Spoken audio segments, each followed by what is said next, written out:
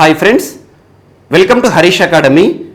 ఈరోజు వార్తలు నిలిచిన జాతీయ, అంతర్జాతీయ, రాష్ట్రీయ అంశాల గురించి, వార్తలు నిలిచిన వ్యక్తులు, అవార్డులు, పుస్తకాలు, మరి క్రీడా సంబంధిత సమాచారం ఒక్కొక్క అంశాన్ని వివరంగా తెలుసుకుందాం. ఈరోజు మన ఫస్ట్ టాపిక్ వచ్చేసి ఒడిషా రాష్ట్రానికి సంబంధించిన అంశం. ఒడిషా రాష్ట్ర సంస్కృతిలో భాగమైన ఒక ప్రత్యేక పండుగ ఈరోజు ప్రత్యేకంగా వార్తలు ఇచ్చింది. ఆ పండుగ పేరేంటంటే రజపర్బ పండుగ. చాలా ఇంపార్టెంట్ ఫెస్టివల్. ఒడిషా రాష్ట్రానికి మాత్రమే పరిమితమైనప్పటికీ కూడా మనకు నేషనల్ లెవెల్లో కానివ్వండి, స్టేట్ లెవెల్లో కానివ్వండి జరిగే కాంపిటేటివ్ ఎగ్జామ్స్ ఉంటాయి కదా, ఆ పోటీ పరీక్షలో ఖచ్చితంగా ఏదో ఒక ప్రశ్న ఈ రజపర్బ పండుగ గురించి అడిగే అవకాశాలు ఉంది. యాక్చువల్గా రజపర్బ పండుగ అనేది ఒడిషా రాష్ట్ర సంస్కృతిలో భాగము. ఇది ఒక గిరిజన పండుగగా ప్రారంభమైంది. అలాంటి గిరిజన పండుగను ప్రస్తుతం ఒడిషా రాష్ట్ర ప్రభుత్వం రాష్ట్ర వ్యాప్తంగా అంగరంగ వైభవంగా నిర్వహిస్తూ వార్తలు నిలుస్తుంది. సో ఈ పండుగ సందర్భంగా దేశానికి సంబంధించిన కొంతమంది ప్రముఖులు ఉంటారు కదా. ప్రముఖులు అంటే ఎవరు? భారత ప్రధాని నరేంద్ర మోదీ గారు నిన్నటి రోజున ఒడిషా రాష్ట్ర ప్రజలను ఉద్దేశించి ప్రత్యేకంగా శుభాకాంక్షలు తెలియజేశారు. రజపర్బ పండుగ శుభాకాంక్షలు అని చెప్పేసి. ఆటోమేటిక్గా రజపర్బ పండుగ అనే ఈ పండుగకి నేషనల్ ఇంపార్టెన్స్ రావడం జరిగింది. ఎప్పుడైనా భారత ప్రధాని కానివ్వండి, రాష్ట్రపతి కానివ్వండి, ఒక పండుగ గురించి కానివ్వండి, ఒక భాష గురించి కానివ్వండి, ఒక ప్రాంతం గురించి కానివ్వండి ప్రస్తావించారనుకోండి, ఆటోమేటిక్గా దానికి స్పెషల్ ఇంపార్టెన్స్ అనేది రావడం జరుగుతుంది. అలాంటి టాపిక్స్ నుండి పోటీ పరీక్షలో ఖచ్చితంగా ఏదో ఒక ప్రశ్న అడుగుతారు. సో ఈరోజు రజపర్బ అంటున్నాను. యాక్చువల్గా భారత ప్రధాని గారు ప్రస్తావించకపోయినా కూడా ప్రతి ఒక్కరు కూడా తెలుసుకోవాల్సిన పండుగ రజపర్బ. మనం పండుగలను ఎందుకు నిర్వహించుకుంటాం? ఒక పండుగ వచ్చిందంటే ఆ పండుగ రోజున ఒక దేవుణ్ణి కానివ్వండి లేదా ఒక దేవతని కానివ్వండి స్మరిస్తూ నిర్వహించుకోవడం జరుగుతుంది. అలా రజపర్బ అనే పండుగ ఎవరికి సంబంధించింది అంటారు? ముఖ్యంగా చూడండి, భూమాతకి సంబంధించిన పండుగ. భూమాత లేదా భూదేవి లేదా మదర్ ఎర్త్. మనం దేనిపైన ఉంటున్నాం? భూమిపైన ఉంటాం. అలాంటి భూమిని మనం పూజిస్తూ ఉంటాం. చూడండి, భూమి పూజ అంటాము. సో అలాంటి భూమిని మనం భూమాత, భూదేవి అని చిన్నప్పటి కూడా మనం నేర్చుకుంటున్నాం. అలాంటి భూమాత, ఇక్కడ కీవర్డ్ ఏంటి? మాత అంటున్నాను. మాత అంటే ఎవరు? స్త్రీ. ఒక స్త్రీని అబ్జర్వ్ చేయండి. స్త్రీ తన బయాలజికల్ సైకిల్లో భాగంగా ప్రతి నెల కూడా ఎదుర్కొనే ఋతు సమయం. సో ప్రతి స్త్రీ కూడా ఖచ్చితంగా ప్రతి నెల కూడా 3 రోజుల పాటు ఋతు సమయాన్ని ఎదుర్కొంటుంది. అంటే మెన్స్ట్రువల్ సైకిల్ అంటాం లేదా మెన్స్ట్రువేషన్ అంటాం, పీరియడ్స్ అంటాము. సో అలా ఒక స్త్రీ ఎలా అయితే ఋతు సమయాన్ని ఎదుర్కొంటుందో, మదర్ ఎర్త్ భూమాత కూడా స్త్రీయే కదా. సో భూమాత కూడా మెన్స్ట్రువేషన్ ఎదుర్కొంటుంది, ఋతు సమయంలో ఉంటుంది, మెన్స్ట్రువేషన్లో ఉంటుందని నమ్మి ప్రజలు నిర్వహించుకునే ఒక పండుగ రజపర్బ పండుగ. ప్రతి ఏటా 3 రోజుల పాటు ఈ పండుగను అద్భుతంగా సెలబ్రేట్ చేసుకుంటారు ఒడిషా రాష్ట్ర ప్రజలు. ముఖ్యంగా స్త్రీలకి సంబంధించిందని గుర్తుంచుకోండి. సో స్త్రీకి సంబంధించి ప్రత్యేకంగా అవగాహన కల్పించడం, భూమికి సంబంధించి మనం విలువ ఇవ్వాలి, అసలు భూమాతకి సంబంధించి ప్రత్యేకంగా చర్చలు పెడతారు అన్నట్టు అలాంటి పండుగ. సో అలా ఈ 3 డేస్ అంటున్నాను. ఈ రజపర్బ సంబంధించి 3 రోజులను కూడా ఒక్కొక్క పేరుతో పిలుస్తాం. ఆ టర్మినాలజీ ఇంపార్టెంట్. ఫస్ట్ వచ్చేసి పహిలి రాజో, పహిలి రాజో. సెకండ్ వచ్చేసి మిథున సంక్రాంతి, మిథున సంక్రాంతి. థర్డ్ వచ్చేసి బాసి రాజా. సో ఒక్కొక్క రోజున ఒక్కొక్క ప్రత్యేకత చేస్తారు. ప్రత్యేక వంటకాలే కావచ్చు, స్వీట్స్ కావచ్చు, అండ్ పూలతో అలంకారం చేయడం కావచ్చు. ఒక ప్రాంతాన్ని ఏదైతే ఉంటుందో సెలెక్ట్ చేసుకొని ఒక కుటుంబం అంతా కూడా భూమికి పూజలు చేస్తారు అన్నాడు. ఒక్కొక్క రోజుకి ఒక్కొక్క ప్రత్యేకత ఉంటుంది. సో పేర్లు గుర్తుంచుకోండి సరిపోతుంది. సో అలా 3 రోజుల ఋతు సమయం ఎవరికి సంబంధించింది? భూమాత లేదా భూదేవికి సంబంధించి. 3 రోజులు ముగియగానే ఏం చేస్తారు? వసుమతి స్నానాన్ని నిర్వహిస్తారు. వసుమతి స్నానం అంటే ఏంది? స్నానం ఆచరించడం అన్నట్టు. సో అలా స్నానం చేపిస్తారు అన్నట్టు భూమాతకు. సో అలా ప్రత్యేకంగా 3+1 అంటే ఏంటి? మొత్తం 4 రోజుల పాటు నిర్వహించుకునే ఒక పండుగ రజపర్బ పండుగ. మరి ఈ పండుగ రోజున ఒడిషా రాష్ట్ర ప్రజలందరూ కూడా ఏం చేస్తారంటే, ముఖ్యంగా భూమిపైన చేసే కార్యకలాపాలు ఉంటాయి కదా. భూమిపైన అంటే ఏంటి? ఎగ్జాంపుల్ దున్నడం కానివ్వండి. దున్నడం అంటే ఏంటి? పంట వేయడం కానివ్వండి. దున్నుతాం కదా మనం. సో అది ఏదైతే ఉంటుందో దున్నడం చేయకూడదు. మరియు భూమిపైన నిర్మాణ పనులు కానివ్వండి, కన్స్ట్రక్షన్ యాక్టివిటీస్ మొత్తం కూడా ఆపేస్తారు. అంటే భూమికి ఎలాంటి నొప్పిని కూడా ఇవ్వరన్నట్టు. సో అలాంటిది ముఖ్యంగా భూమిపైన జరిగే ప్రతి కార్యకలాపాలను కూడా ఈ 3 రోజుల పాటు ఆపేస్తారు. అట్ ద సేమ్ టైం ఇంట్లో ఉండే మహిళలు ఉంటారు కదా, ప్రతి ఇంట్లో కూడా మహిళలు మనం చూస్తూ ఉంటాం, మాతలను. సో అలా మహిళలు ఎవరైతే ఉంటారో మహిళలకి ఈ 3 రోజుల పాటు సెలవుని ఇస్తారు అన్నట్టు. సెలవు అంటే ఏంది? వారిని 3 రోజుల పాటు ఎలాంటి ఇబ్బందికి గురి చేయరు. ప్రతి మహిళ కూడా ఋతు సమయంలో ఉంటుంది, ఎందుకంటే భూమాత ఎదుర్కొంటుందని చెప్పేసి నమ్ముతారు ప్రజలు. సో అలాంటి మహిళ ఎవరైతే ఉంటారో ప్రతి ఇంట్లో కూడా చిన్న పిల్లల నుండి పెద్దవారి వరకు అందరికీ కూడా రెస్ట్ ఇస్తారు. వంట రూమ్లో కూడా రానియరు అన్నట్టు, కనీసం ఒక గంట కూడా తింపనియరు.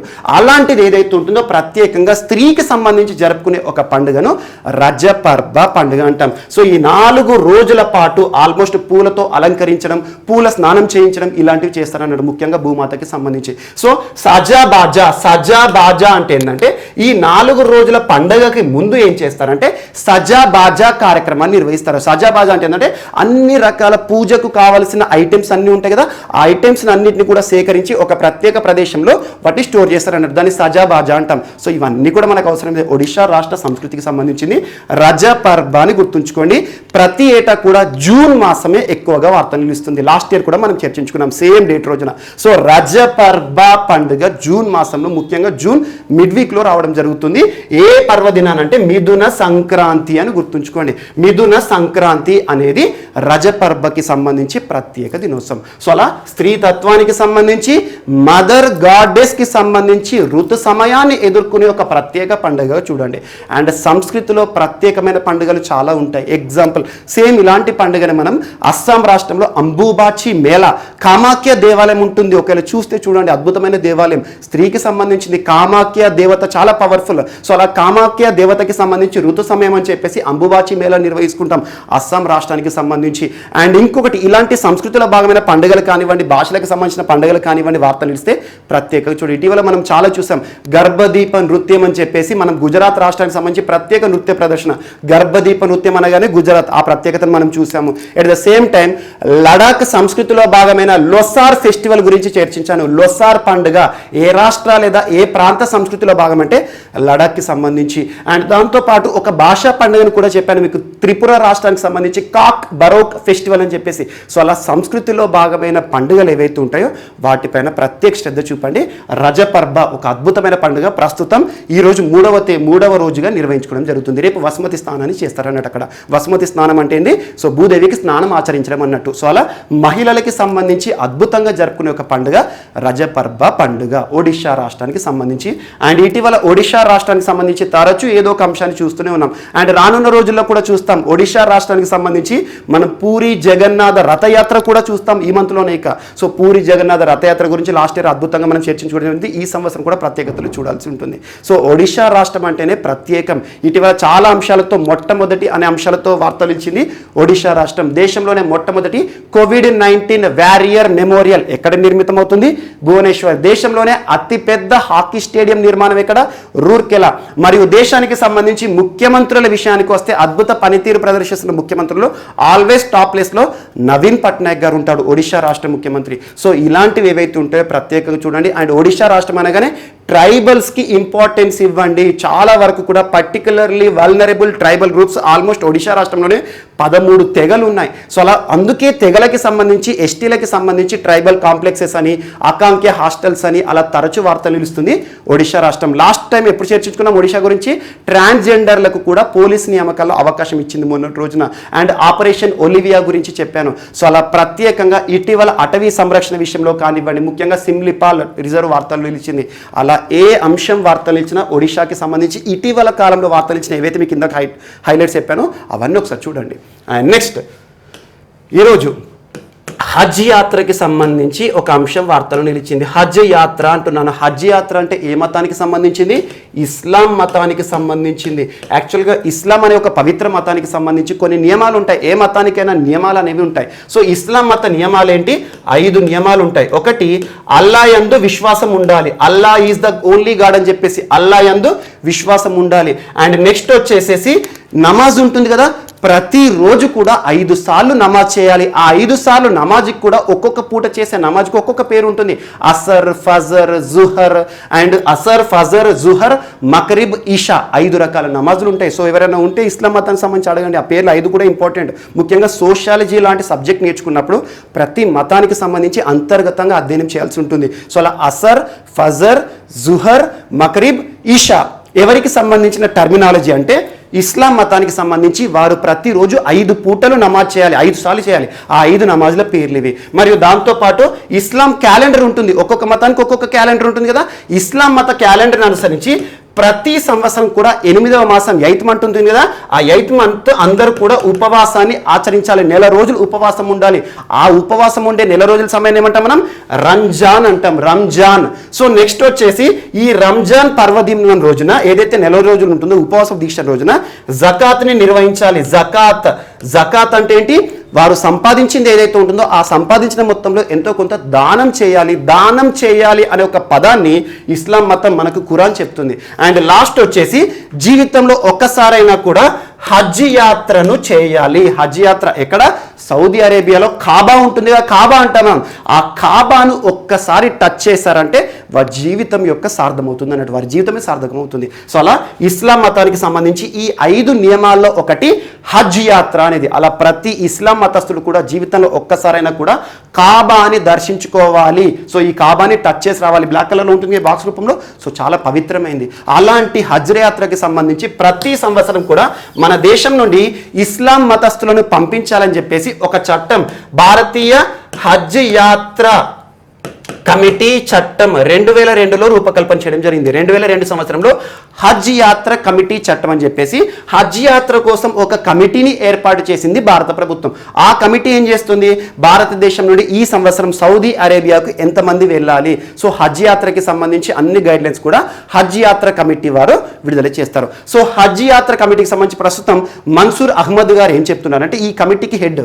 సో మన్సూర్ అహ్మద్ గారు ఏం చెప్తున్నారంటే, ప్రస్తుతం సౌదీ అరేబియానే కాదు ప్రపంచవ్యాప్తంగా కూడా కరోనా మహమ్మారి విలయతాండవం చేస్తుంది కాబట్టి ఈ సంవత్సరం కూడా అంటున్నాను, అంటే లాస్ట్ ఇయర్ కూడా మనం చర్చించుకున్నాం, హజ్ యాత్ర అనేది ఈ సంవత్సరం రద్దు చేయబడడం జరిగింది. భారతదేశం నుండి ఎవరు కూడా వెళ్లాల్సిన అవకాశాలు లేవు.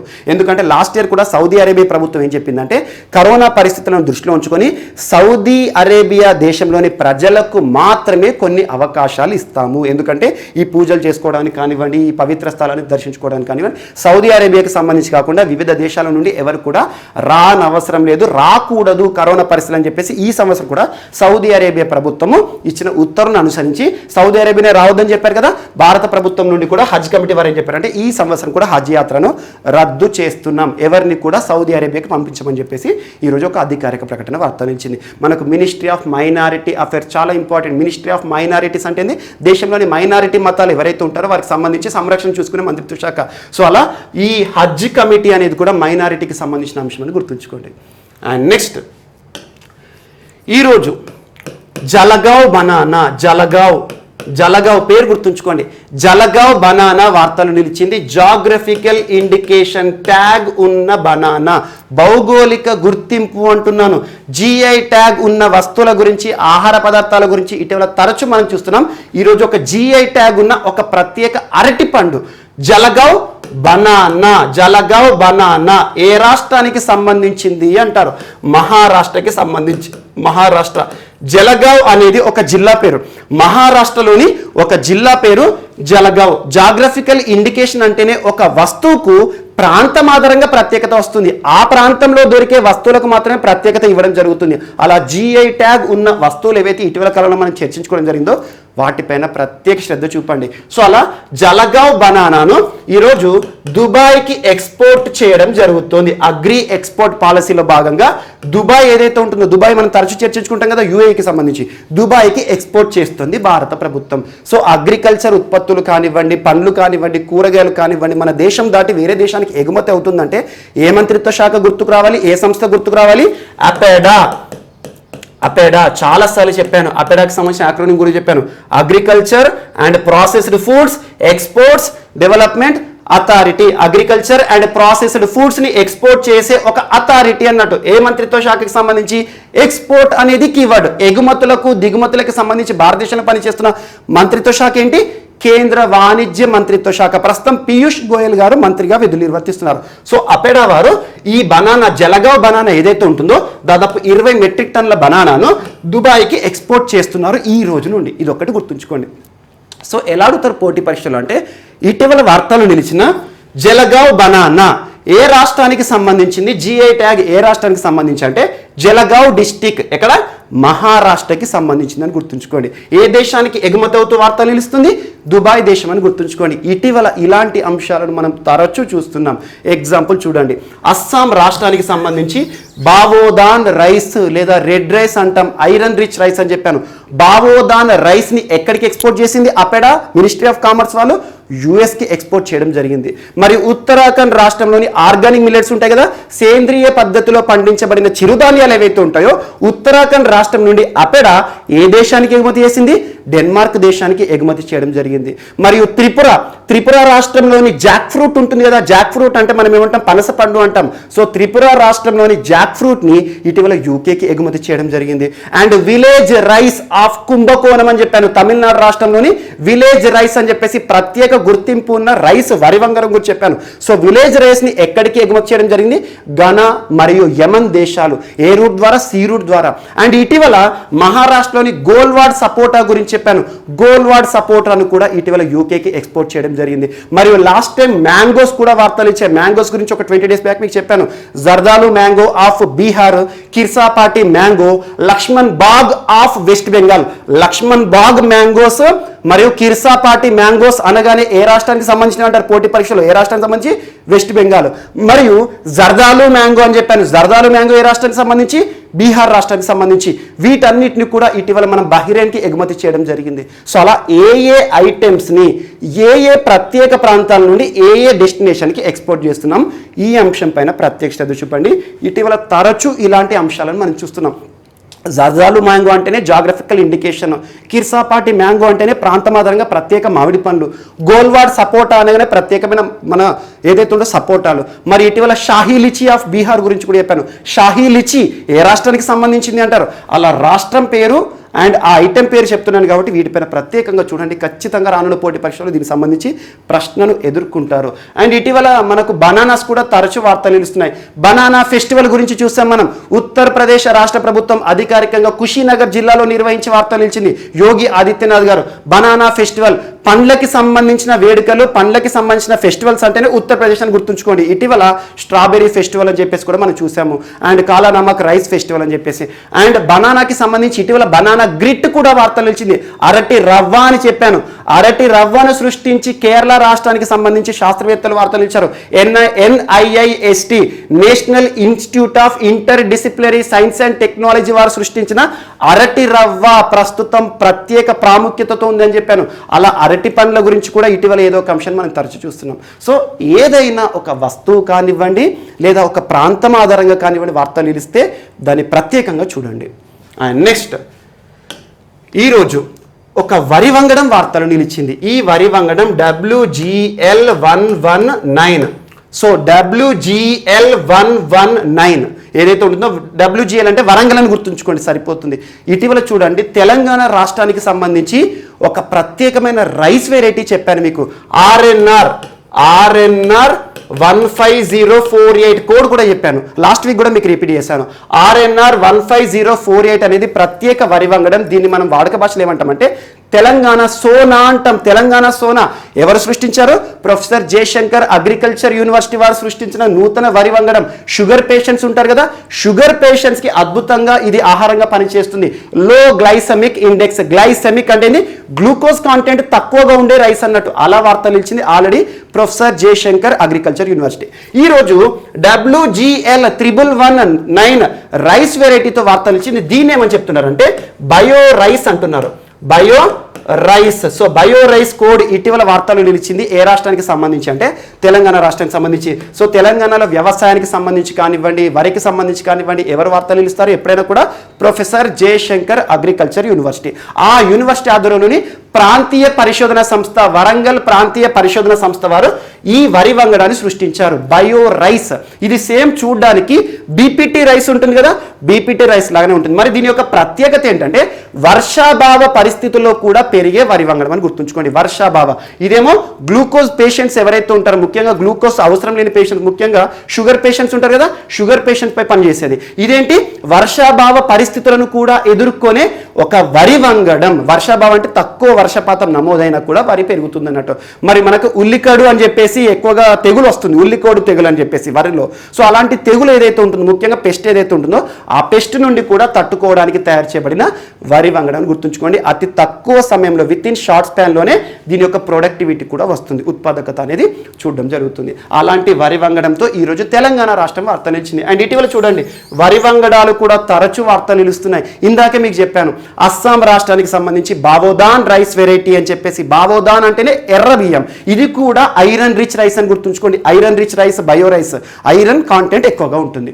ఐరన్ కాంటెంట్ ఎక్కువ ఉందంటే బ్లడ్ సంబంధిత సమస్యలు ఎదుర్కొనే వారికి అద్భుతంగా పనిచేస్తుంది. సో బావోదాన్ రైస్ ఆఫ్ లేదా ఐరన్ రిచ్ రైస్ లేదా రెడ్ రైస్ ఆఫ్ అస్సాం గురించి చూసాము. మరి ఇటీవల స్వర్ణ సబ్ 1 రైస్ వెరైటీ గురించి చెప్పాను. ముఖ్యంగా ఏదైతే వరదల ఉధృతిని కూడా తట్టుకొని నిలబడే సామర్థ్యం ఉన్న వరి వంగడం, అదేమో నీళ్ళు ఎక్కువ ఉన్నా పారుతున్నా కూడా వరి పెరుగుతుంది, ఇది నీళ్లు లేకున్నా కూడా పెరుగుతుంది అన్నట్టు. ఈ డిఫరెన్స్ చూసుకోండి. అండ్ ఇటీవల పొక్కలి రైస్ గురించి చెప్పాను. పొక్కలి రైస్ అనగానే ఏ రాష్ట్రానికి సంబంధించి? కేరళ రాష్ట్రానికి సంబంధించి పొక్కలి రైస్ని దిగుమతి చేసుకుంటూ వెస్ట్ బెంగాల్ రాష్ట్రం వార్తలు నిలిచింది. అండ్ ఇటీవల చక్హౌ rice of Manipur, black rice అంటాం, నల్ల బియ్యం. సో నల్ల బియ్యం మణిపూర్కి సంబంధించి చర్చించుకున్నాం. ఎట్ ద సేమ్ టైం కాలా Namak rice of UP, Uttar Pradesh రాష్ట్రానికి సంబంధించి కూడా చెప్పాను. కాలా నమక్ రైస్ ఫెస్టివల్ అని చెప్పాను, ఉత్తరప్రదేశ్. సో అలా ఏ వరి వంగడాలు వార్తలు నిలిచినా ఖచ్చితంగా చూడాలి. వరి వంగడాలనే కాదు, ఆహార పదార్థాలు, వ్యవసాయానికి సంబంధించి కానివ్వండి, ఇన్నోవేషన్స్ వార్తలు నిలిస్తే ఖచ్చితంగా చూడండి. అందులో స్టేట్ ఇంపార్టెన్స్ కాబట్టి ఇది చూడండి.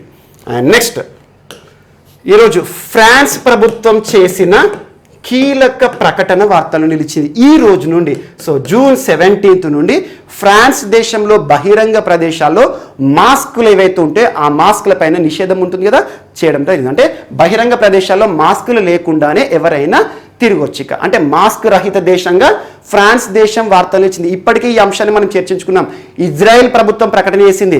ఆల్మోస్ట్ లాస్ట్ 15th డేట్ నుండి ఇజ్రాయెల్ దేశంలో మొత్తం కూడా మాస్క్ అనేది అవసరం లేదు, ఎందుకంటే కరోనాపై విజేతలం అయ్యాం మనం, కరోనా ఉధృతి తగ్గిపోయింది, కరోనానే లేదు, అందరికీ వ్యాక్సినేషన్ పూర్తయిందని చెప్పేసి ఇక మాస్క్తో పని ఏంటి అని చెప్పేసి దాన్ని డస్ట్బిన్లో పారేయమని చెప్పారు. సో అలా ఇజ్రాయెల్ మొట్టమొదటి దేశం మాస్క్ రహిత దేశంగా చూసాం. అండ్ ఇటీవల అమెరికా, యుఎస్ఏ కూడా కొన్ని ప్రాంతాల్లో ఇలాంటి ఏవైతే ఉంటే మాస్కులపైన నిషేధాన్ని ఎత్తివేస్తుంది. ఈ రోజు ఫ్రాన్స్ ప్రభుత్వం ఏం చెప్తుందంటే, ఫ్రాన్స్ అనగానే మనకి ఈఫిల్ టవర్, పర్యాటక ప్రదేశాలు గుర్తుకొస్తాయి, ఫ్యాషన్ టెక్నాలజీ అనగానే ఫ్యాషన్ అంటేనే ఫ్రాన్స్. సో అలాంటి ఫ్రాన్స్ దేశంలో బహిరంగ ప్రదేశాల్లో ఇక మాస్కులతో అవసరం లేదని చెప్పడం జరిగింది. ఇలాంటి మాస్క్కి సంబంధించి లాస్ట్ టైం ఫ్రాన్స్కి సంబంధించి ఒక అంశాన్ని చెప్పాను మీకు. ఏంటంటే ముఖ్యంగా ఇస్లాం మతానికి సంబంధించి ఫేస్ కవరింగ్స్ ఉంటాయి కదా, ఫేస్ కవరింగ్స్ అన్నిటిపైన కూడా నిషేధాన్ని విధించింది. అంటే ఎవరు కూడా మొహానికి పెట్టుకోకూడదు, ఏది కూడా అడ్డం, ఎందుకంటే క్రిమినల్ యాక్టివిటీస్ని చూసి అలాంటి పరిస్థితులు. కానీ ఈ రోజు కరోనాపై విజయం సాధించాము, ఇక బహిరంగ ప్రదేశాల్లో ఈ కరోనాని అడ్డుకునే మాస్క్ ఏదైతే ఉంటుందో దాన్ని వాడాల్సిన అవసరం లేదు. కానీ ఎక్కువగా పబ్బులు కానివ్వండి, మరీ ఎక్కువగా డెన్సిటీ ఉండే ప్రాంతాలు ఉంటాయి కదా, జనసాంద్రత ఎక్కువ ఉండే పబ్బులు అండ్ ప్లే గ్రౌండ్స్ కానివ్వండి, స్విమ్మింగ్ పూల్స్ కానివ్వండి, ఇలాంటి ఏరియాలో జనాలు ఎక్కువగా ఉంటే అది కూడా మీకు ధరించాలంటే ధరించుకోవచ్చు అని చెప్పేసి బహిరంగ ప్రదేశాల్లో రోడ్లపైన కానివ్వండి, షాపింగ్ మాల్స్లో కానివ్వండి ఈ మాస్కుల యొక్క అవసరం లేదని ఫ్రాన్స్ ప్రభుత్వం చేసిన ప్రకటన వార్తలు నిలిచింది. అండ్ నెక్స్ట్ ఈరోజు ప్రాజెక్ట్ ఆక్సిజన్ ఫర్ ఇండియా అనే ఒక ప్రాజెక్ట్ వార్తలు నిలిచింది. ప్రాజెక్ట్ ఆక్సిజన్ ఫర్ ఇండియా అంటే ఇది కూడా కరోనాకి సంబంధించి. ఇటీవల మనం చూసాం కరోనా సెకండ్ వేవ్ కారణంగా ఆక్సిజన్ కొరతను ఎదుర్కొన్న మన ఆక్సిజన్ అవసరాలు తీర్చుకోవడానికి విదేశాలపై ఆధారపడ్డాం. మనం సముద్ర సేతు 2 కార్యక్రమాన్ని కూడా ప్రారంభించడం జరిగింది. వివిధ దేశాల నుండి ఆక్సిజన్ ఇంపోర్ట్ చేసుకోవడం కానివ్వండి, ఆక్సిజన్ ప్లాంట్ల ఏర్పాటు కానివ్వండి, వెంటిలేటర్ల కొరతను తీర్చుకోవడము, ఆక్సిజన్ కాన్సన్ట్రేటర్ల కొరతను తీర్చుకోవడం, ఇలాంటి అంశాలే. సెకండ్ వేవ్ అంటేనే ఆక్సిజన్. ఇలాంటి పరిస్థితులను దృష్టిలో ఉంచుకొని భారత ప్రభుత్వం ప్రాజెక్ట్ ఆక్సిజన్ని ప్రారంభిస్తుంది. ఈ ప్రాజెక్ట్ ఆక్సిజన్ అనేది principal scientific adviser K Vijay Gopalan గారు ఉన్నారు కదా, ప్రిన్సిపల్ సైంటిఫిక్ అడ్వైజర్, భారత ప్రభుత్వానికి సంబంధించి సైంటిఫిక్ అడ్వైజర్ గారు ఎవరైతే ఉన్నారో వారి సూచనల మేరకు భారత ప్రభుత్వం ప్రారంభిస్తుంది. ఈ ప్రాజెక్ట్ ఆక్సిజన్ యొక్క ఉద్దేశం ఏంటంటే దేశవ్యాప్తంగా ఆక్సిజన్ ప్లాంట్లను ఏర్పాటు చేయడం. ఆక్సిజన్ ప్లాంట్లను ఏర్పాటు చేయడం అంటే ఇటీవల మీకు డిఆర్డిఓ గురించి చెప్పాను. డిఆర్డిఓ కూడా ఆల్మోస్ట్ పిఎం కేర్స్ నిధుల నుండి దేశవ్యాప్తంగా కూడా ఫ్లయింగ్ హాస్పిటల్స్ని మరియు ఆక్సిజన్ ప్లాంట్లని ఏర్పాటు చేస్తుందని చెప్పాను. సో దేశవ్యాప్తంగా ఆక్సిజన్ ప్లాంట్లను ఏర్పాటు చేయాలి అండ్ వెంటిలేటర్ల కొరతను తీర్చాలి, మరియు దాంతోపాటు ఆక్సిజన్ కాన్సన్ట్రేటర్స్ ఏవైతే ఉంటాయో వాటి యొక్క సంఖ్యను పెంచాలి అని చెప్పేసి ప్రాజెక్ట్ ఆక్సిజన్ ఫర్ ఇండియా. ఒకవేళ రేపు ఫ్యూచర్లో థర్డ్ వేవ్ వచ్చినా కూడా, ఎలాంటి సమస్యలు ఉన్నా కూడా మనము ఇంకొకసారి ఇలాంటి విపత్కర పరిస్థితుల్లో మాత్రం ఉండకూడదు, ఒకరి దగ్గర చేయి చాపే పరిస్థితులు ఉండొద్దని చెప్పేసి భారత ప్రభుత్వం ప్రారంభించింది national consortium for oxygen. National consortium for oxygen చెప్పేసి దేశవ్యాప్తంగా ఒకటి అత్యున్నత కమిటీని కూడా దీనికోసం వేయడం జరిగింది. ఇది ఒకటి important project oxygen for India programme. Oxygen అనే పేరుంది కాబట్టి ఆటోమేటిక్గా keyword. And next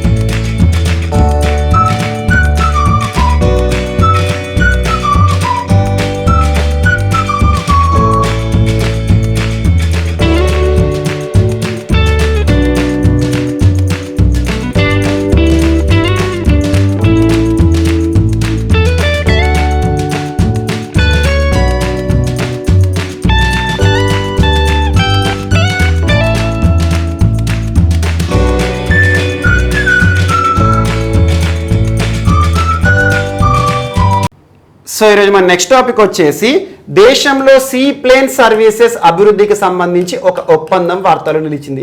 sea plane services అంటున్నాను. సీ ప్లేన్ ఈ టర్మ్ వినగానే మనకి ఏ రాష్ట్రం గుర్తుకు రావాలి? గుజరాత్ రాష్ట్రం. గుజరాత్ రాష్ట్రంలోని కెవాడియా ప్రాంతం చాలా ఇంపార్టెంట్. కెవాడియా, సబర్మతి. ఎగ్జాక్ట్లీ 2020 సంవత్సరం అక్టోబర్ మాసంలో భారత ప్రధాని నరేంద్ర మోదీ గారు కెవాడియా వద్ద దేశంలోనే మొట్టమొదటి సీ ప్లేన్ సర్వీసెస్ని ప్రారంభించడం జరిగింది. పర్యాటక రంగం పరంగా మరింత అభివృద్ధి జరుగుతుంది ఈ ప్రాంతంలో అని ప్రస్తావించారు. కెవాడియా ప్రాంతం యొక్క ప్రత్యేకత ఏంటి? ప్రపంచంలోనే అతి పెద్ద విగ్రహం, స్టాచ్యూ ఆఫ్ యూనిటీ అంటాం, ఐక్యతా విగ్రహం. ఎవరికి సంబంధించిన విగ్రహం? సర్దార్ వల్లభాయ్ పటేల్ గారి విగ్రహం ఎక్కడ ఉంది? కెవాడియా ప్రాంతంలో ఉంది. అలాంటి కెవాడియా ప్రాంతాన్ని అభివృద్ధి చేయడానికి, పర్యాటక రంగంగా మరిన్ని ప్రోత్సాహకాలు ఇవ్వడానికి సీ ప్లేన్ సర్వీసెస్ని ప్రారంభించడం జరిగింది. అలాంటి సీ ప్లేన్ సర్వీసెస్ని దేశవ్యాప్తంగా అభివృద్ధి చేయాలి, పర్యాటకంగా ఎక్కువ మందిని ఆకర్షించాలని చెప్పేసి ఒక ఒప్పందం ఈరోజు వార్తలు ఇచ్చింది. 2 మంత్రిత్వ శాఖల మధ్య కుదిరిన ఒప్పందం. ఆ మంత్రిత్వ శాఖలు ఏంటంటే, ఒకటి ministry of ports, ships, water ways అంటే ఏంటి? ఏ మంత్రిత్వ శాఖ? పోర్ట్స్ అంటే ఓడరేవులు, మరియు షిప్స్ భారతదేశంలో నౌకలకి సంబంధించి, మరియు వాటర్ వేస్ నీటి మార్గాలకి సంబంధించి. సో కన్సర్న్డ్ మినిస్ట్రీ ఏంటి? Ministry of ports, ships, water ways. Concerned person ప్రస్తుతం ఎవరు విధులు నిర్వర్తిస్తున్నారు మంత్రిగా? మన్సుఖ్ మాండవీయ గారు. మరి ఇంకొక మంత్రిత్వ శాఖ గుర్తుంచుకోండి, ministry of civil aviation. Aviation అంటే ఏంటి? విమాన మంత్రిత్వ శాఖ అన్నట్టు. పౌర విమానయాన మంత్రిత్వ శాఖ అంటాం. సో విమానాలకి సంబంధించి భారతదేశంలో ఏ మంత్రిత్వ శాఖ పనిచేస్తుంది? Ministry of civil aviation. Concern person ఎవరు? హర్దీప్ సింగ్ పూరి గారు. హర్దీప్ సింగ్ పూరి గారు ఇంకొక మంత్రిత్వ శాఖ కూడా నిర్వర్తిస్తున్నారు, ministry of housing and urban affairs. చాలా ఇంపార్టెంట్ మంత్రిత్వ శాఖలు. సో అలా హర్దీప్ సింగ్ పూరి గారికి సంబంధించిన ఈ మంత్రిత్వ శాఖ మినిస్ట్రీ ఆఫ్ సివిల్ ఏవియేషన్. మరియు మన్సుఖ్ మాండవీయ గారికి సంబంధించి ministry of ports, ships, water ways. ఈ 2 మంత్రిత్వ శాఖలు, కేంద్ర మంత్రిత్వ శాఖల మధ్య ఒక ఒప్పందం ఈరోజు కుదిరింది. దేనికి సంబంధించి? దేశంలో సీ ప్లేన్ సర్వీసెస్ ని మరింత విస్తృతం చేయాలి, మరిన్ని ప్రాంతాల్లో అభివృద్ధి చేయాలి, పర్యాటకంగా కొన్ని ఏవైతే ప్రాంతాలు ప్రత్యేకంగా ఉంటాయో అలాంటి ప్రాంతాల్లో సీ ప్లేన్ సర్వీసెస్ ని ప్రారంభించాలి. ఎందులో భాగంగా అంటే regional connectivity scheme Udan programme లో భాగంగా. ఉడాన్ అంటే ఏంటి? ఉడే దేశ్ కా ఆమ్ నాగరిక్. ఉడాన్ ప్రోగ్రామ్ యొక్క ఉద్దేశం ఏంటి? దేశంలోని ప్రాంతాలు ఏవైతే ఉంటాయో రీజనల్ కనెక్టివిటీని పెంచాలి. ఎలా పెంచాలి కనెక్టివిటీని? ముఖ్యంగా డొమెస్టిక్ టర్మినల్స్ ని ఏర్పాటు చేయాలి. అలా డొమెస్టిక్ టర్మినల్స్ అంటే ఏంటి? విత్ ఇన్ ఇండియా ఒక ప్రాంతాన్ని మరొక ప్రాంతంతో అనుసంధానం చేయాలి విమానాల ద్వారా.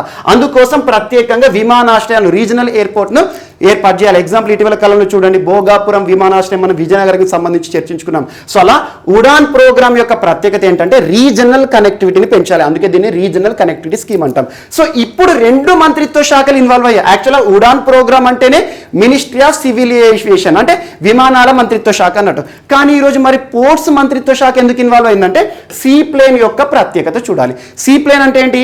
ఇది ప్రత్యేక విమానం, కానీ స్టీమర్లా కూడా పనిచేస్తుంది. కామన్గా విమానం ఏదైతే ఉంటుందో ల్యాండ్ కావాలంటే ఏం కావాలి? రన్వే కావాలి, విమానాశ్రయం కావాలి, మరియు టేక్ ఆఫ్ కావాలన్నా కూడా రన్వే కావాలి. అలాంటి రన్వేస్ అవసరం లేకుండా ప్రత్యేకంగా విమానాశ్రయాలు నిర్మించకుండా ఏరోప్లేన్స్ ద్వారా కనెక్టివిటీ పెంచాలి, కానీ వేటి ద్వారా? వాటర్ పైన ల్యాండ్ అయ్యే విధంగా. సో సీ ప్లేన్ అంటే ఒకవైపు స్టీమర్లా పనిచేస్తుంది, కొంత దూరం వాటర్ పైన ఇది ట్రావెల్ చేస్తుంది, ఆ తర్వాత ఏం చేస్తుంది? టేక్ ఆఫ్ చేసుకొని విమాన సర్వీస్ లాగానే, సేమ్ విమానం లాగానే ఒక ప్రాంతంలో ఒక ప్రాంతాన్ని కనెక్ట్ చేస్తుంది. అలాంటి సర్వీసెస్ దేశంలో మొదటిసారి ఎక్కడ ప్రారంభించడం జరిగింది? కెవాడియా, గుజరాత్, చాలా ఇంపార్టెంట్. అలాంటి సర్వీసెస్ని దేశవ్యాప్తంగా కూడా ఎక్కడైతే పర్యాటక పరంగా అభివృద్ధి చెందిన ప్రాంతాలు ఉంటాయో మరింత అభివృద్ధి చేయడంలో వీటిని ఈరోజు వార్తలు నిలిపారు. ఇది ఒకటి ఇంపార్టెంట్. సీ ప్లేన్ సర్వీసెస్ డెవలప్మెంట్కి సంబంధించి ఆర్సీఎస్ ఉడాన్ ప్రోగ్రామ్ని మరింత విస్తృతం చేస్తున్నారు. అందుకోసం 2 మంత్రిత్వ శాఖలు, ఇక్కడ మినిస్ట్రీ ఆఫ్ సివిల్ ఏవియేషన్ అంటే ఉడాన్ ప్రోగ్రామ్ అని గుర్తుంచుకోండి. At the same time ports మంత్రిత్వ శాఖ, ఎందుకంటే భారతదేశంలో నీటికి సంబంధించి, వాటర్ వేస్కి సంబంధించి, నౌకాశ్రయాలకి సంబంధించి concern ministry ports. So water అనేది ఇన్వాల్వ్ అయింది కాబట్టి ఆ మంత్రిత్వ శాఖ, మన్సుఖ్ మాండవీయ గారికి సంబంధించిన మంత్రిత్వ శాఖ ఇన్వాల్వ్ అయిందని గుర్తుంచుకోండి. సో అలా 2 మంత్రిత్వ శాఖలు ఉద్దేశం ఏంటి? దేశంలో సీ ప్లేన్ సర్వీసెస్ని మరింత అభివృద్ధి చేయాలి. చాలా ఇంపార్టెంట్. అండ్ నెక్స్ట్, ఈరోజు మినిస్ట్రీ ఆఫ్ ట్రైబల్ వెల్ఫేర్, కేంద్ర గిరిజన వ్యవహారాల మంత్రిత్వ శాఖ వార్తలు ఇచ్చింది. కన్సర్న్ పర్సన్ ఎవరు? అర్జున్ ముండా గారు. అర్జున్ ముండా ఇటీవల తరచూ వార్తలు నిలుస్తున్న మంత్రిత్వ శాఖ మినిస్ట్రీ ఆఫ్ ట్రైబల్, పేర్లోనే ఉంది చూడండి, ట్రైబ్ అంటే తెగలకు సంబంధించి, గిరిజనులకు సంబంధించి సంక్షేమ మంత్రిత్వ శాఖ అనుకోవచ్చు. సో అర్జున్ ముండా గారు ఒక ప్రత్యేక కార్యక్రమాన్ని ఈరోజు ప్రారంభించారు. ఆ ప్రోగ్రాం పేరు ఏంటంటే సంకల్ప్ సే సిద్ధి మిషన్ వన్ అనే పదం ఎక్కడ కనిపించినా ఈ మంత్రిత్వ శాఖకి సంబంధించింది, ట్రైఫెడ్కి సంబంధించింది అని గుర్తుంచుకోండి. ఎప్పుడైనా ట్రైఫెడ్ అనే సంస్థ వార్తలు ఇచ్చింది అంటే గిరిజనులకి సంబంధించి ప్రత్యేక ప్రోత్సాహాలు కల్పిస్తూ వార్తలు ఇస్తుందని గుర్తుంచుకోండి. Tribal cooperative marketing development federation of India. TRIFED యొక్క యాక్రోనిమ్ ఏంటి? Tribal cooperative marketing development federation of India. చాలాసార్లు ట్రైఫెడ్కి సంబంధించి దీని ఫుల్ ఫామ్ యాక్రోనిమ్ ఏంటని అడుగుతారు. ట్రైఫెడ్ వార్తలు నిలిచింది అంటే ముఖ్యంగా గిరిజన ఉత్పత్తులు ఏవైతే ఉంటాయి, గిరిజన ఉత్పత్తులు అంటే ఏంటి? మనకు మైనర్ ఫారెస్ట్ ప్రొడ్యూస్ అంటాం. మైనర్ ఫారెస్ట్ ప్రొడ్యూస్ అంటే ఏంటి? అటవీ ఉత్పత్తులు. అడవుల్లో దొరికే తేనె కానివ్వండి, అడవుల్లో దొరికే వనమూలికలు కానివ్వండి, గిలాయ్ కానివ్వండి, కటేచు కానివ్వండి, ఇవన్నీ ప్రత్యేకం. సో ఏవైతే అటవీలో దొరికే మాత్రమే ప్రత్యేక ఉత్పత్తులు ఉంటాయో ఆ ఉత్పత్తులకు మార్కెటింగ్ సౌకర్యాలు కల్పిస్తుంది ట్రైఫెడ్. అందుకోసం వందన్ వికాస కేంద్రాలను కూడా ఏర్పాటు చేయడం జరిగింది. భారత ప్రభుత్వం వందన్ వికాస్ యోజనను కూడా ప్రారంభించింది. అలాంటి ట్రైఫెడ్ ఆధ్వర్యంలో మిషన్ వందన్ ప్రోగ్రాము సంకల్ప్ సే సిద్ధి అనే ట్యాగ్ లైన్ తో ప్రారంభించారు అర్జున్ ముండా గారు. ఉద్దేశం ఏంటంటే దేశంలో గిరిజన ఉత్పత్తులు ఏవైతే ఉంటాయో వాటికి ప్రత్యేకమైన మార్కెటింగ్ సౌకర్యాలు కల్పించడానికి స్పెషల్ అవుట్లెట్స్ ని ప్రారంభించారు. ఏ ప్రోగ్రాంలో భాగంగా? సంకల్ప్ సే సిద్ధి మిషన్ వందన్. దీనికి సంబంధించి థీమ్ ఏంటంటే మేరా వన్ మేరా ధన్ మేరా ఉద్యమం. మేరా వన్ మేరా ధన్ మేరా ఉద్యమం చాలా ఇంపార్టెంట్. నిన్న రోజున అర్జున్ ముండా గారు ప్రారంభించారు. గిరిజనులకి సంబంధించి మార్కెటింగ్ సౌకర్యాలు కల్పించడానికి ప్రత్యేకమైన అవుట్లెట్స్. ఇందులో భాగంగా మనకు ముఖ్యంగా వందన్ వికాస్ కేంద్రాలు ఉంటాయి కదా, అలాంటి వందన్ వికాస్ కేంద్రాల లాగానే ప్రత్యేకమైన మిషన్ వన్ యోజన అని గుర్తుంచుకోండి. మిషన్ వందన్ యోజన చాలా ఇంపార్టెంట్. సంకల్ప్ సే సిద్ధి అనే ట్యాగ్ లైన్ ద్వారా వార్తలు ఇచ్చింది. ఎప్పుడైనా గుర్తుంచుకోండి, ఇవన్నీ అవసరం లేదు. ఎప్పుడైనా ఇటీవల కాలంలో గిరిజన మంత్రిత్వ శాఖ వార్తలు నిలుస్తుంది అంటే గిరిజన ఉత్పత్తులకి సంబంధించి ప్రత్యేకమైన పార్కులను ఏర్పాటు చేయడం కానివ్వండి, ట్రైఫూడ్ అనే ఒక పార్క్ చెప్పాను, అలాంటి అంశాలు. అండ్ ఇటీవల ట్రైఫెడ్ కూడా గిరిజన ఉత్పత్తులు ఏవైతే ఉంటాయో, మైనర్ ఫారెస్ట్ ప్రొడ్యూస్ ఏవైతే ఉంటాయో వాటి పట్ల ప్రజలందరికీ కూడా దేశవ్యాప్తంగా అవగాహన కల్పించాలని ఒక క్విజ్ కాంపిటీషన్ కూడా కండక్ట్ చేసింది. Be a friend of tribe అని చెప్పాను. Be a friend of tribe పేరిట ఇటీవల గిరిజన ఉత్పత్తులపై దేశవ్యాప్తంగా అవగాహన కల్పించడానికి ప్రత్యేక క్విజ్ కాంపిటీషన్ ఎవరు కండక్ట్ చేస్తారంటే ట్రైఫెడ్. ట్రైఫెడ్ ఏ మంత్రిత్వ శాఖకి సంబంధించింది? మినిస్ట్రీ ఆఫ్ ట్రైబల్ వెల్ఫేర్ అని గుర్తుంచుకోండి, చాలా ఇంపార్టెంట్. అండ్ నెక్స్ట్, సో యువ శక్తి కరోనా ముక్త్ అభియాన్. యువ శక్తి కరోనా ముక్త్ అభియాన్ ఏ రాష్ట్రానికి సంబంధించి? మధ్యప్రదేశ్ రాష్ట్ర ముఖ్యమంత్రి శివరాజ్ సింగ్ చౌహాన్ గారు ఇటీవల ప్రారంభించిన ప్రత్యేక కార్యక్రమం యువశక్తి కరోనా ముక్త్ అభియాన్. ఎప్పుడైనా గుర్తుంచుకోండి, ప్రభుత్వం ప్రారంభించే ప్రత్యేక పథకాలే కావచ్చు, కార్యక్రమాలే కావచ్చు, అవగాహన కార్యక్రమాలే కావచ్చు, దానికి సంబంధించి ఒక్కొక్క పదాన్ని విడమర్చి అర్థం చేసుకోండి, అక్కడే అర్థమవుతుంది. యువశక్తి అంటే యువత ప్రోత్సాహంతో యువతకు ప్రత్యేక అవగాహన కల్పించి కరోనా నుండి విముక్తి పొందాలి అని చెప్పే ఒక ప్రత్యేక కార్యక్రమం. సో యువత ఎవరైతే ఉంటారో యువతను ఉపయోగించుకొని యువతకు ప్రత్యేక అవగాహనలు కల్పించాలి. రాష్ట్ర వ్యాప్తంగా యువత ఉంటారు కదా, వారికి సంబంధించి కరోనా నుండి ఏ రకంగా మనం విముక్తి పొందాలి, ఏ రకంగా సోషల్ డిస్టెన్స్ పాటించాలి, ప్రజల్లో ఎలాంటి భయాందోళనకు గురవుతున్న వారు ఉన్నారో వారికి ఎలా మానసిక స్థైర్యాన్ని కల్పించాలి, అలా కరోనా నుండి విముక్తి పొందడానికి రాష్ట్రాన్ని కాపాడడంలో భాగంగా యువత యొక్క సహకారం, యువత యొక్క ప్రోత్సాహం తీసుకున్న కార్యక్రమమే యువశక్తి కరోనా ముక్త్ అభియాన్ అని గుర్తుంచుకోండి. దీనికి సంబంధించి అన్ని అడగరు, ఎంతమంది యువత పార్టిసిపేట్ చేశారు, ఎంతమంది టీచర్లు పార్టిసిపేట్ చేశారు, ఇవన్నీ అవసరం లేదు. ఎలా అడుగుతారంటే ఇటీవల యువత సహాయంతో రాష్ట్రాన్ని కరోనా విముక్తి చేయాలి అని చెప్పేసి ఏ రాష్ట్ర ప్రభుత్వము యువశక్తి కరోనా ముక్త్ అభియాన్ అనే ప్రత్యేక ప్రోగ్రాం అవగాహన కార్యక్రమాన్ని ప్రారంభించింది అంటే మనకు మధ్యప్రదేశ్ రాష్ట్ర ప్రభుత్వం శివరాజ్ సింగ్ చౌహాన్ అని గుర్తుంచుకోండి. ఇటీవల తరచూ వార్తలు ఇస్తున్న రాష్ట్రం మధ్యప్రదేశ్ రాష్ట్రము. ముఖ్యంగా అవగాహన కార్యక్రమాలు రోకో టోకో అని చెప్పేసి, వన్ మాస్క్ మెనీ లైఫ్స్ అని చెప్పేసి, మాస్క్ నహితో బాత్ నహి, మాస్క్ నహితో సామాన్ నహి అని చెప్పేసి, మరి ఇటీవల ఎక్కువగా గో సంబంధిత అంశంతో వార్తలు నిలుస్తుంది. గో రక్షణ, గోవులకు సంబంధించి దేశంలోనే మొట్టమొదటిసారి ఒక క్యాబినెట్ని ఏర్పాటు చేయడం జరిగింది. క్యాబినెట్ మీటింగ్, గౌ క్యాబినెట్ అని చెప్పేసి. అండ్ గో రక్షణకి సంబంధించి ప్రత్యేక కార్యక్రమాలు ఇటీవల తరచు వార్తలు నిలుస్తున్నాయి మధ్యప్రదేశ్ రాష్ట్రానికి సంబంధించి. అవన్నీ ఒకసారి లింక్ చేసుకోండి. అండ్ లవ్ జిహాద్కి సంబంధించి మత స్వేచ్ఛ బిల్లును రూపకల్పన చేసి కూడా వార్తలు నిలిచింది. అండ్ నెక్స్ట్ ఈరోజు వార్తల్లో వ్యక్తులు. ఈరోజు వార్తలు నిలిచిన ఫస్ట్ పర్సన్ ముఖేష్ శర్మ గారు. ముఖేష్ శర్మ గారు ఎవరంటే ఐఐటి కాన్పూర్లో ఒక ప్రొఫెసర్, ఐఐటి కాన్పూర్ శాస్త్రవేత్త అని గుర్తుంచుకోండి. Scientist working in IIT Kanpur. ఇటీవల తరచు ఎవ్రీ 2 days, ప్రతి 2 రోజులకు ఒకసారి ఐఐటి గురించి మనం చర్చించుకోవడం జరుగుతుంది. నిన్న ఐఐటి రోపార్ గురించి చెప్పాను, జీవన్ వాయు అని చెప్పేసి. మొన్న ఐఐటికి సంబంధించి ఒక శాస్త్రవేత్త వార్తలు నిలిచారు ఇటీవల కాలంలో, శైలేష్ అని చెప్పేసేసి.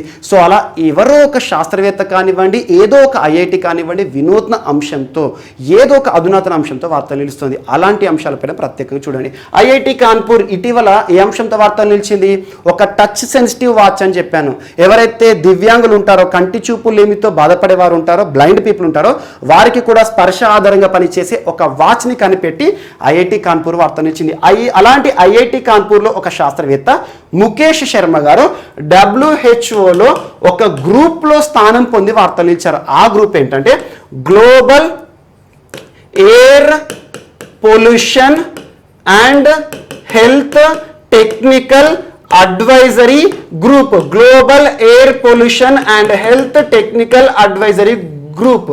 ఏదో గ్యాఫ్ ట్యాగ్ అని గుర్తుంచుకోండి. గ్యాఫ్ ట్యాగ్, గ్యాఫ్ అంటే యాక్రోనిమ్ ఏంటంటే global air pollution and health. Tag అంటే ఏంటంటే టెక్నికల్ అడ్వైజరీ గ్రూప్. ఈ ప్రత్యేక బృందం ఎవరికి సంబంధించి? WHO, world health organisation, Geneva కేంద్రంగా పనిచేస్తుంది కదా. సో వరల్డ్ హెల్త్ ఆర్గనైజేషన్ ఇటీవల ఒక గ్రూప్ని ఏర్పాటు చేసింది. ప్రపంచవ్యాప్తంగా శాస్త్రవేత్తలు ఎవరైతే ఉంటారో, విశేష కృషి చేస్తున్న వ్యక్తులు, ముఖ్యంగా పొల్యూషన్ సంబంధిత ట్యాకిల్ చేస్తున్న సమస్యలు ఏవైతే ఉంటాయో అలాంటి శాస్త్రవేత్తలు కనిపెట్టడం జరిగింది. ముఖేష్ శర్మ గారికి ఈ గ్రూప్లో స్థానాన్ని ఇవ్వడం జరిగింది. ఈ గ్రూప్ ఎందుకోసం పనిచేస్తుంది? Global air pollution and health అంటున్నాను. ప్రపంచవ్యాప్తంగా వాయు కాలుష్య సంబంధిత సమస్యలతో ఆరోగ్యం ఏ రకంగా నశించిపోతుంది, ఇలాంటి అంశాలను అడ్డుకట్ట వేయడానికి, గ్లోబల్ ఎయిర్ పొల్యూషన్ని కట్టడి చేయడానికి ఎలాంటి విధి విధానాలు చేయాలని చెప్పేసి ఒక ప్రత్యేక గ్రూప్ని ఏర్పాటు చేసింది WHO. అందులో స్థానం పొంది ఐఐటి కాన్పూర్ ప్రొఫెసర్ లేదా సైంటిస్ట్ వార్తలు ఇచ్చారు ముఖేష్ శర్మ గారు. అండ్ ఇటీవల శైలేష్ గన్పూలే గారు బ్లాస్ట్ రెసిస్టెంట్ హెల్మెట్తో వార్తలు నిలిచారు. చాలా ఇంపార్టెంట్. ఇలాంటివి ఏవైతే ఉంటాయో ఖచ్చితంగా చూడండి. సో బ్లాస్ట్ రెసిస్టెంట్ హెల్మెట్ కనుగొన్నందుకు తను ఒక పురస్కారాన్ని గెలుచుకున్నాడు నేషనల్ సెక్యూరిటీ గార్డ్ నుండి. సో అలాంటి పురస్కారాలు అండ్ ప్రత్యేకంగా ఏదైనా ప్రపంచవ్యాప్తంగా గుర్తింపుతో వార్తలు ఇచ్చినా కూడా మీరు చూడండి. అండ్ నెక్స్ట్ ఈరోజు సరళ విద్య గారు వార్తలు నిలిచారు. సరళ విద్య నాగల, సరళ విద్య నాగల, ఇండియన్ నేమ్, ఆటోమేటిక్గా తెలిసిపోతుంది. భారత సంతతి మహిళ, భారత సంతతి మహిళ. ఈరోజు అమెరికాకి సంబంధించి ఒక నియామకంతో వార్తలు ఇచ్చారు. అమెరికాకి సంబంధించి ఒక ఫెడరల్ జడ్జిగా వార్తలు ఇచ్చారు. ఫెడరల్ జడ్జి అంటున్నాను, ఏ న్యాయస్థానం అంటే కనెక్టికట్ స్టేట్ ఉంటుంది యాక్చువల్గా. సో కనెక్టికట్ డిస్టిక్లో, సో డిస్టిక్కి ఒక ఫెడరల్ జడ్జిగా ఇటీవల భారత సంతతి వ్యక్తి నియమితులై వార్తనిచ్చారు.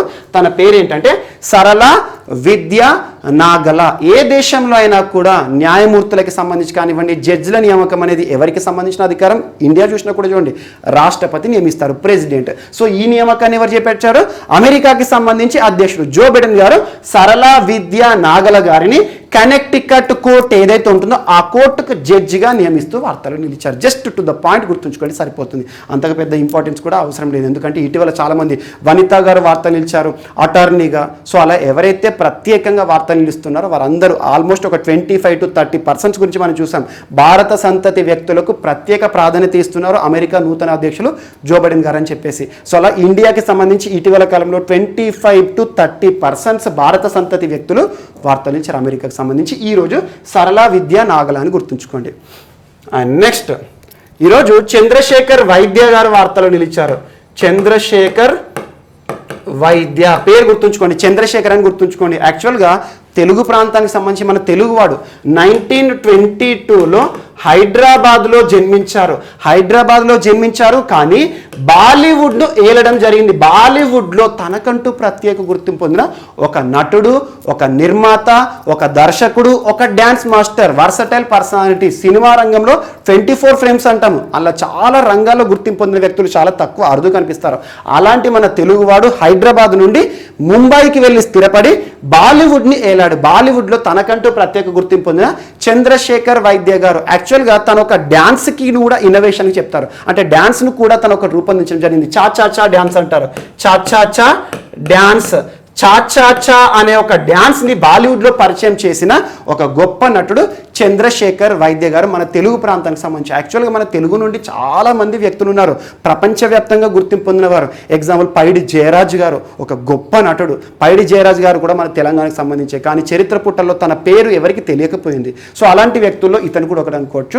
చంద్రశేఖర్ వైద్య గారు హైదరాబాద్లో జన్మించిన వ్యక్తి, బాలీవుడ్లో స్థిరపడి బాలీవుడ్లో నిర్మాతగాను, దర్శకుడిగాను, ఒక నటుడిగాను, ఒక డాన్సర్ గాను చా అనే ఒక డాన్స్ని బాలీవుడ్లో పరిచయం చేసిన గొప్ప వ్యక్తి. సో ఈ రోజు మరణిస్తూ వార్తలు నిలిచారు. గుండెపోటు సంభవించడం జరిగింది. జస్ట్ టు ద పాయింట్ గుర్తుంచుకోండి, చంద్రశేఖర్ వైద్య ఏ రంగానికి సంబంధించి? సో తను బాలీవుడ్ అని గుర్తుంచుకోండి. ఏ ప్రాంతం అంటే తెలంగాణ అని గుర్తుంచుకోండి. అండ్ నెక్స్ట్ ఈరోజు వినేష్ పొగాట్ గారు వార్తలు నిలిచారు. వినేష్ పొగాట్. యాక్చువల్గా వినేష్ పొగాట్ గారు అందరికీ సుపరిచితులే. మనం బాలీవుడ్లో ఒక super hit movie Aamir Khan గారికి సంబంధించి దంగల్ మూవీ చూసాం మనం. దంగల్ చాలా ఇంపార్టెంట్, ఏదైతే ఉందో కుస్తీకి సంబంధించి. దంగల్ మూవీ అంటే రెజ్లింగ్కి సంబంధించి ఏ రకంగా డెవలప్ అయ్యారని చెప్పేసి. సో అలా దంగల్ మూవీ వినేష్ పొగాట్, అందులో ఒక క్యారెక్టర్ వినేష్ పొగాట్ గారికి సంబంధించింది. సో వినేష్ పొగాట్ ఈ రోజు వార్తలు ఇచ్చారు. పోలాండ్ ర్యాంకింగ్ సిరీస్, పోలాండ్ దేశంలో జరిగిన ఒక రెజ్లింగ్ కాంపిటీషన్ అన్నట్టు, ఒక రెజ్లింగ్ ఛాంపియన్షిప్, పోలాండ్ ఛాంపియన్షిప్ అని గుర్తుంచుకోండి. పోలాండ్ ర్యాంకింగ్ సిరీస్ లేదా పోలాండ్ రెజ్లింగ్ కాంపిటీషన్ ఛాంపియన్షిప్లో ఇండియాకి సంబంధించి వినేష్ పొగాట్ గారు 53 kgs కేటగిరీలో స్వర్ణ పథకాన్ని గెలిచి వార్తలు నిలిచారు. స్వర్ణ పథకం అంటే ఏంటి? Gold medal. యాక్చువల్గా రెజ్లింగ్ కానీ బాక్సింగ్ కానివ్వండి, డిపెండింగ్ ఆన్ వెయిట్ కేటగరైజేషన్ ఉంటుంది. 53 kgs కేటగిరీ అని గుర్తుంచుకోండి. 53 kgs కేటగిరీలో వినేష్ పొగాట్ గారు భారతదేశంలో గుర్తింపు పొందిన ప్రముఖ రెజ్లర్. సో ఈ పోలాండ్ ర్యాంకింగ్ సూపర్ సిరీస్ ఏదైతే ఉందో పోలాండ్ రెజ్లింగ్ ఛాంపియన్షిప్లో విజేతగా 53 kgs కేటగిరీలో గోల్డ్ మెడల్ సాధించి వార్తలు నిలిచారు. జస్ట్ టు ద పాయింట్ గుర్తుంచుకోండి సరిపోతుంది. సో ఇవి ఈరోజు వార్తలు నిలిచిన అంశాలు. మిస్లేనియస్ అంశాలు మనం మిగిలిపోతే మాత్రం మనం రేపటి క్లాస్లో యాడ్ చేసుకుని నేర్చుకుందాం. రేపు కలుద్దాం. Thank you.